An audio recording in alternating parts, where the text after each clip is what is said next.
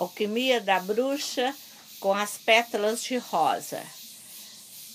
Quem estiver precisando de sorte no amor, coloque agora sua energia em cada pétala de rosa vermelha e vai mentalizando o que precisa, o que necessita, para que possa conseguir mais sorte no amor.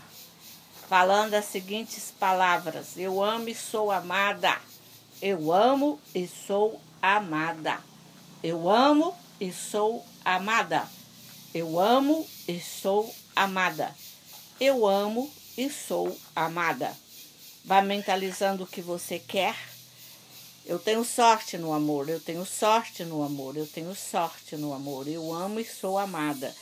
Vá dizendo palavras positivas, aproveitando este 31 de outubro, Halloween, para você abrir a sua gira, a sua sorte no amor.